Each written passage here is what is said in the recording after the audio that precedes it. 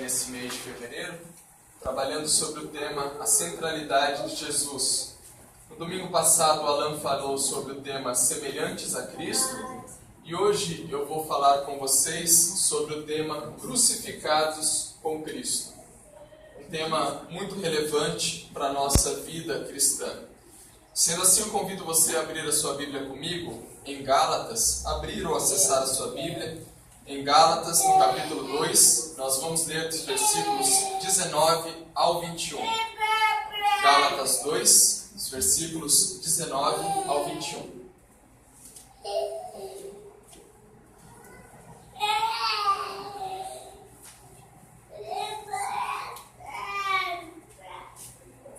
Está no...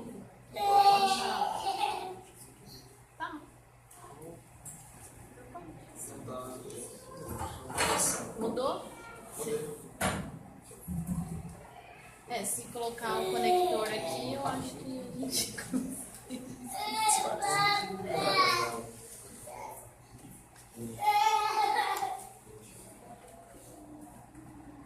Aí. Eu trouxe uma tradução da Bíblia, a Mensagem, que acho que vai nos dar maior clareza no tema que nós queremos abordar hoje.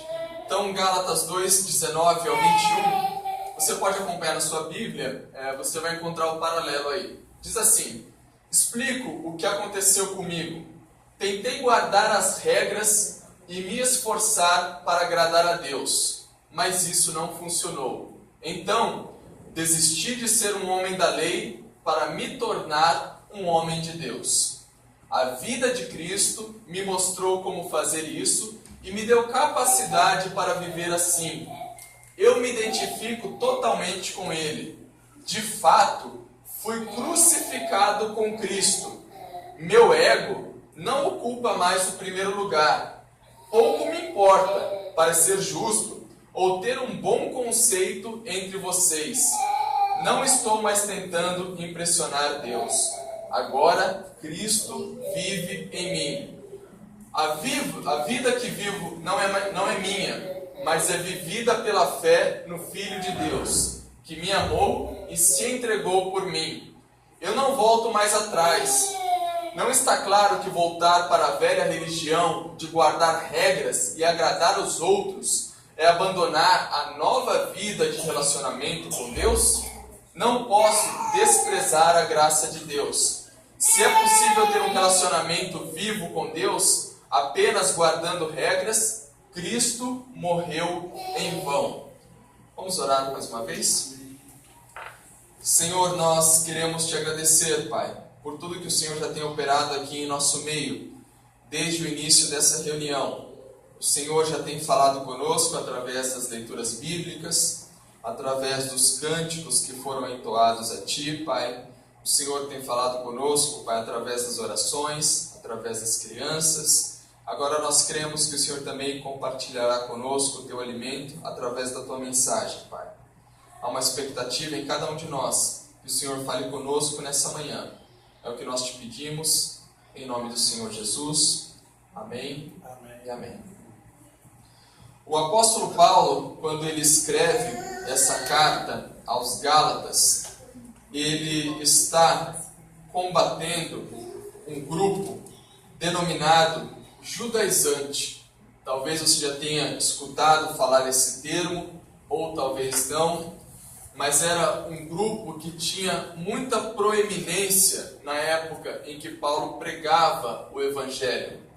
É um grupo que estava disseminando ideias erradas acerca da fé cristã e conseguindo arregimentar muitos seguidores. Dentre esses seguidores, até mesmo alguns que faziam parte do grupo mais próximo de Jesus Cristo. Em linhas gerais, esse grupo chamado judaizante, que Paulo está combatendo aqui na sua carta escrita aos Gálatas, ele dizia que apenas a fé em Cristo já não era mais suficiente para salvar uma pessoa. Paulo inicia a sua jornada de pregação no Evangelho ensinando e pregando aquilo que ele recebeu do próprio Senhor Jesus Cristo. que para ser salvo é necessário apenas depositar a sua fé no sacrifício de Cristo na cruz do Calvário, depositar a sua fé no Filho de Deus. Contudo, após efetuar a sua pregação, quando Paulo se destina a outras regiões, este grupo de judaizantes surge dizendo: aquilo que Paulo falou, que apenas a fé em Cristo é suficiente, não é não. A fé em Cristo não é suficiente para que você alcance ou mantenha a sua salvação em Deus. Esse grupo dizia que, além da fé em Cristo, era necessário você observar a lei. Então, além de ter a fé em Cristo, você tinha também que observar a lei para que isso resultasse em salvação. Então, além de você depositar a sua fé em Cristo, você tinha que observar inúmeras regras e práticas contidas no Antigo Testamento, contidas em toda a lei deixada por Deus no Velho Testamento, para que então você pudesse alcançar a sua salvação, ou no mínimo preservar a sua salvação em Deus. Pois bem, isso coloca em risco um princípio básico da nossa fé em Deus. Isso coloca em risco um princípio básico da nossa fé cristã.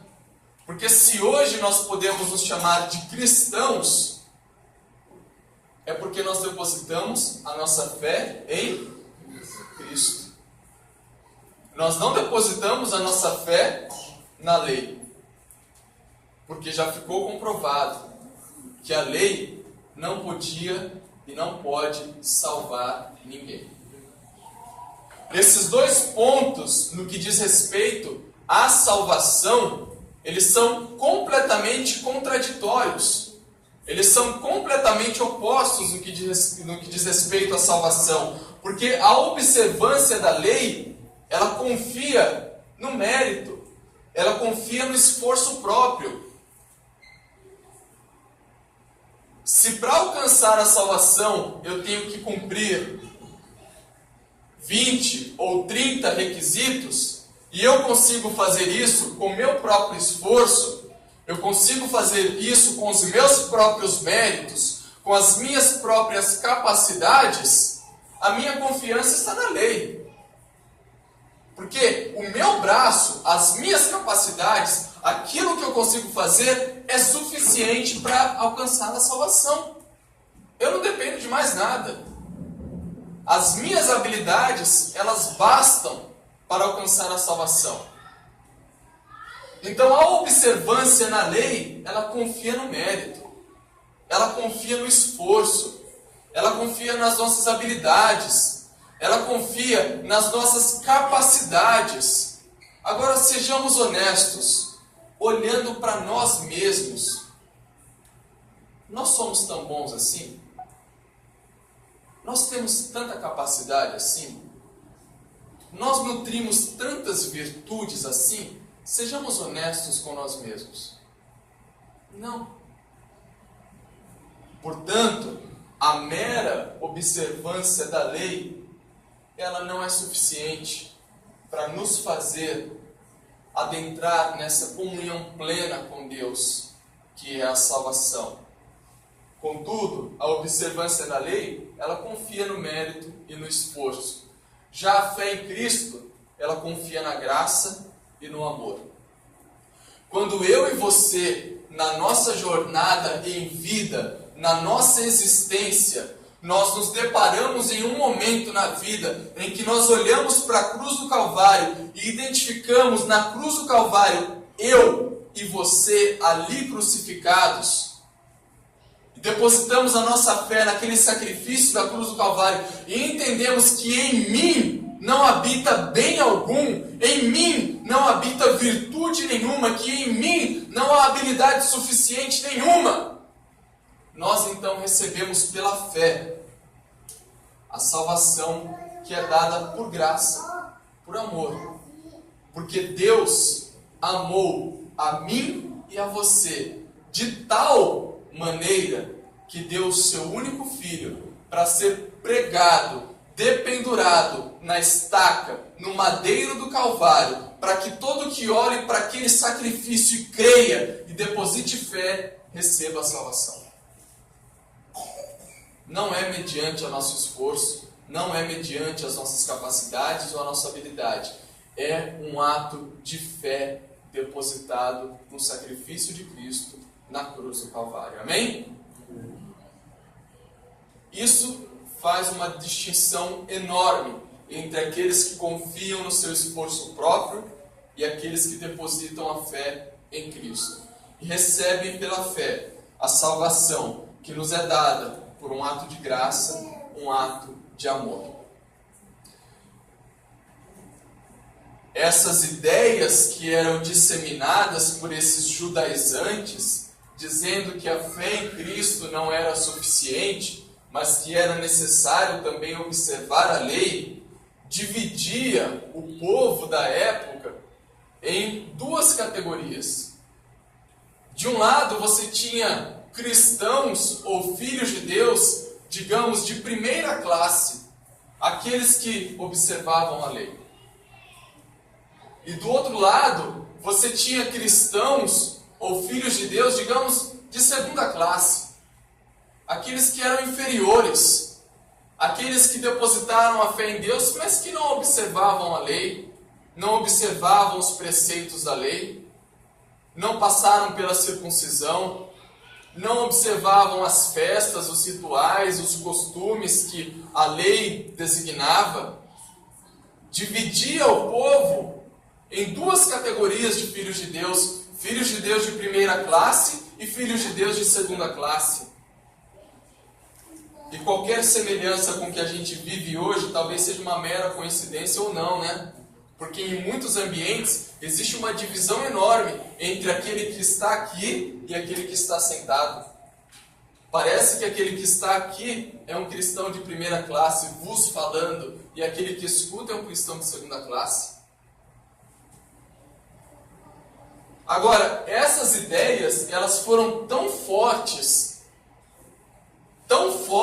à época de Paulo, que elas chegaram até enveredar os discípulos de Jesus, Pedro e Barnabé.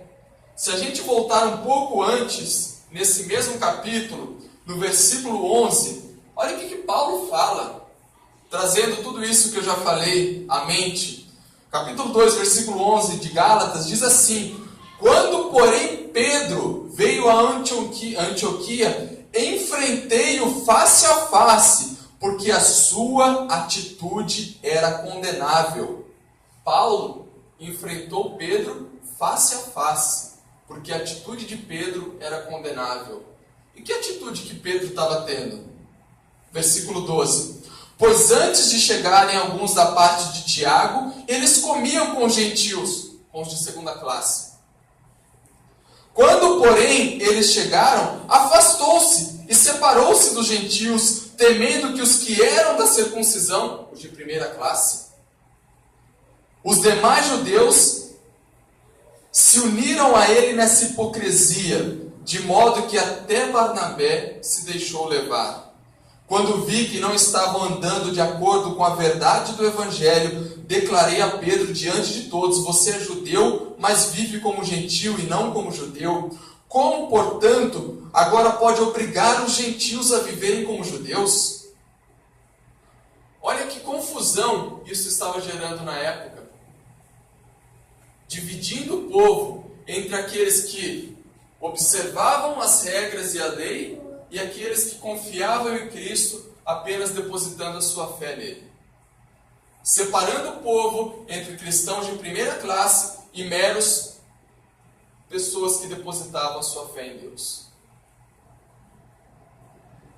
Separando o povo entre aqueles que perseveravam nas suas habilidades próprias em angariar a salvação através dos seus próprios recursos e aqueles que não o faziam. Agora, se a gente for olhar friamente para isso, convenhamos que as duas propostas, elas são muito sedutoras.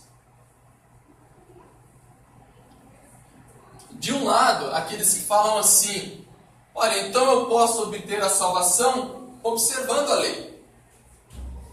Seria fácil então alcançar a salvação.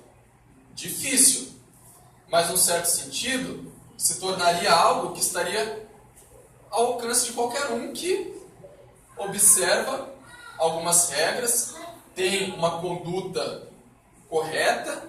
Então esse sujeito que é certinho, que se encaixa nessa moldura, nesse quadrado, esse é salvo.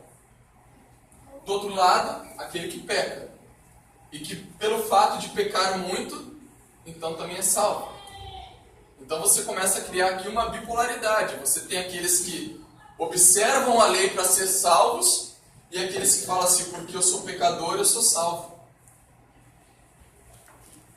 Então aqueles que estão aqui confiando no mérito próprio, estão caminhando para conseguir a salvação. E aqueles que vivem uma vida desregrada, falam assim: eu vou viver a vida desregrada porque eu não preciso observar nada. Essa vida desregrada me faz ser salvo também. De um lado você tem alguém que preza pela moral e fala assim: eu tendo uma vida moralmente decente e correta, serei salvo e preservarei a minha salvação. E do outro lado você tem alguém que fala: não, posso continuar na minha vida imoral porque eu já depositei a fé em Cristo.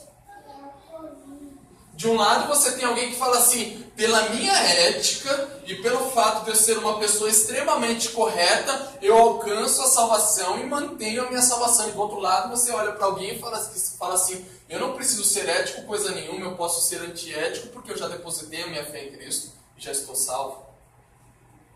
De um lado alguém que preza por ser politicamente correto em tudo que faz, ser perfeito, digno de elogios, de medalhas, de condecorações, e fala assim: por isso eu sou salvo. E do outro, aquele que é politicamente incorreto, permanece nisso porque fala assim: eu já depositei a minha fé em Cristo, então eu não preciso ser politicamente correto. Interessante isso, né?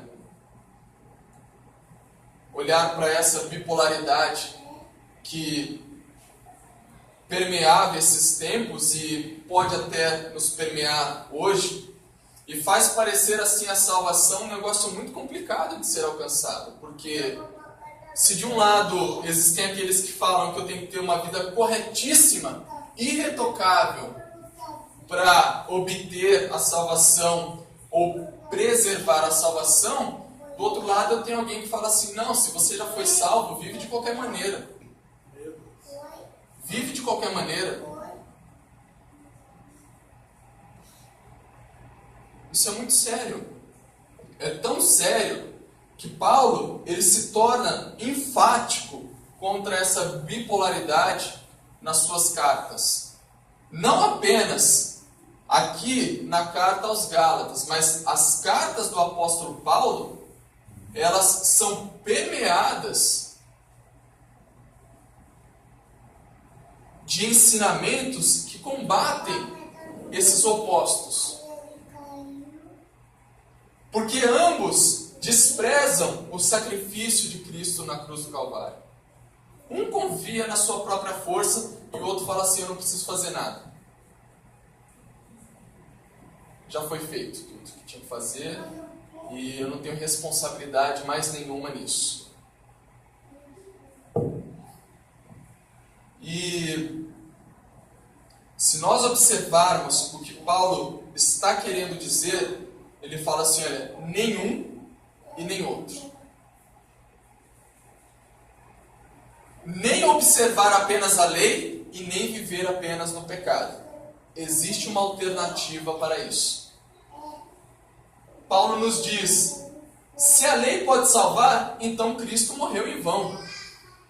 Se essa vida toda corretíssima pode salvar alguém, o sacrifício na cruz do Calvário foi em vão. Do outro lado ele diz em Romanos: se o pecado nos salvou, então continuaremos a pecar para que a graça seja maior? De maneira nenhuma.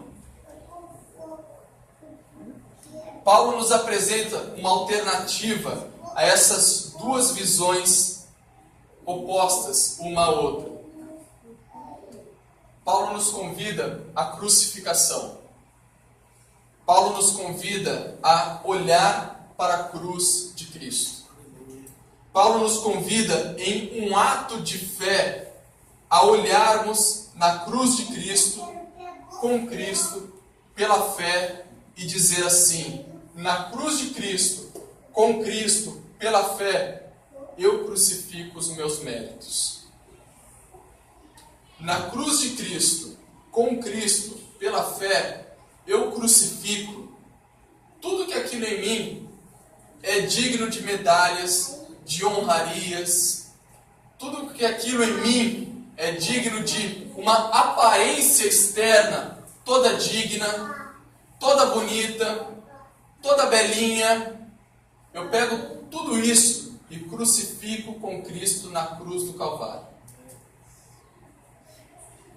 Foi o que Paulo fez. E ele está falando o que ele fez com a sua própria vida.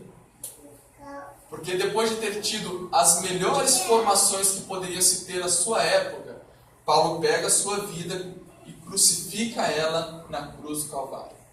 Então pega a aparência, pega os elogios, pega tudo aquilo que em ti é bonito, tudo aquilo que você até se vangloria de fazer muito bem, e crucifica isso na cruz.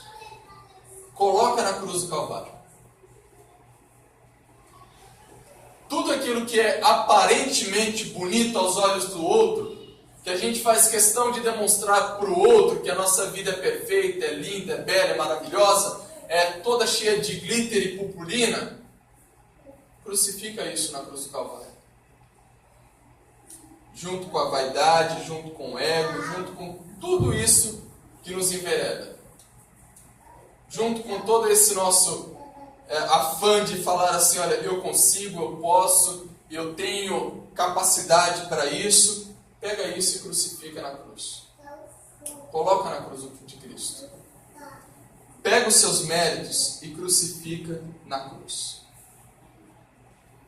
É o que ele diz aqui em Gálatas 2:20. Fui crucificado com Cristo, assim já não sou eu quem vive, mas Cristo vive em mim. A vida que agora vivo no corpo, vivo-a pela fé no Filho de Deus, que me amou e se entregou por mim.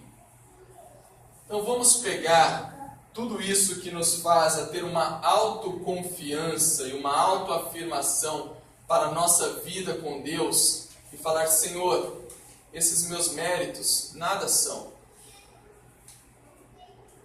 A minha vida está contigo na cruz do Calvário.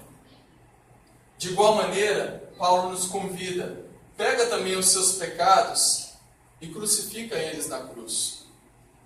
Se de um lado a gente pega aquilo que é aparente e deposita na cruz do Calvário pela fé, do outro lado a gente pega também aquilo que é oculto, aquilo que a gente sabe que é feio em nós mesmos, aquelas atitudes erradas que nós sabemos que são atitudes repreensíveis aos olhos da fé cristã e daquilo que Deus nos propõe. Vamos pegar isso também e deixar na cruz de Cristo. Então eu deixo os meus méritos na cruz de Cristo, eu deixo os meus pecados na cruz de Cristo, e por fim eu deixo a minha própria vida na cruz de Cristo. Que ao olhar para a cruz de Cristo, nós possamos entender que naquela cruz não foi morto apenas um inocente, que não era digno de ser imputado nenhum crime, mas naquela cruz morreu eu e morreu você. Pela fé, ali estão os nossos méritos, pela fé, ali estão os nossos pecados, pela fé, naquela cruz do Calvário está a nossa própria vida. Somente assim. somente assim, para que possamos viver aquilo que a Bíblia chama de uma nova vida em Cristo. A nova vida em Cristo, que Cristo nos oferece, ela não é uma velha vida aprimorada. A nova vida que Cristo nos oferece, ela não é uma velha vida melhorada. A nova vida que Cristo nos oferece, ela é uma nova vida de verdade. É uma nova vida começada de novo, nascida de novo, com a força de um parto natural. A nova vida que Cristo nos oferece é essa. É a vida gerada através da morte. Da morte de Cristo na cruz do Calvário e da morte dos meus méritos, dos meus pecados e da minha própria vida na cruz do Calvário. Nós precisamos nos agarrar a isso com fé. Porque esse é um pilar da fé cristã. Que eu e você fomos e somos crucificados com Cristo. Sabe qual é a beleza disso? A beleza disso está em outro versículo também escrito por Paulo. Em Romanos 6, versículos 5 e 6, Paulo diz assim: se dessa forma fomos unidos a Ele na semelhança da sua morte, ou seja, da sua crucificação, certamente também o seremos na semelhança da sua ressurreição. Pois sabemos que o nosso velho homem foi crucificado com Ele, para que o corpo do pecado seja destruído, e não mais sejamos escravos do pecado, pois quem morreu foi justificado do pecado. Ora, se morremos com Cristo, cremos também que com Ele viveremos. Se nós crucificarmos os nossos méritos, os nossos pecados e a nossa própria vida com Cristo, a certeza que nós temos é que, assim como Cristo foi crucificado, nós fomos. E assim como Ele ressuscitou dos mortos, nós também o seremos. E assim como Cristo vive, nós também vivemos. Amém. Não estamos mortos, vivemos uma nova vida em Cristo Senhor. Porque o nosso eu, a nossa vida, já está com Ele crucificado. Nem os méritos me fazem alcançar a salvação, nem os pecados me fazem também obtê-la, mas a minha fé depositada no sacrifício da cruz do Calvário me faz alcançar a salvação, preservar na salvação e viver uma nova vida em fé no nosso Senhor Jesus. Amém? Amém. Que nós possamos ser crucificados com Cristo, crucificados com o Senhor, crucificados com Deus. Cristãos, no decorrer da história, deram as suas vidas por essa verdade. E nós não podemos, de maneira alguma, banalizá-la. Isso é um pilar da fé cristã. Os nossos méritos, os nossos pecados e a nossa própria vida deve estar na cruz do Calvário. Vamos ficar em pé? Vamos orar?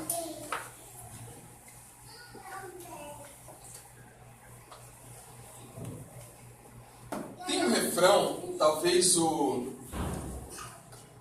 Daniel possa nos ajudar aqui. Se a gente conseguir só o refrão, peguei de surpresa, me desculpa. Foi na cruz, onde um dia eu vi. Conseguimos?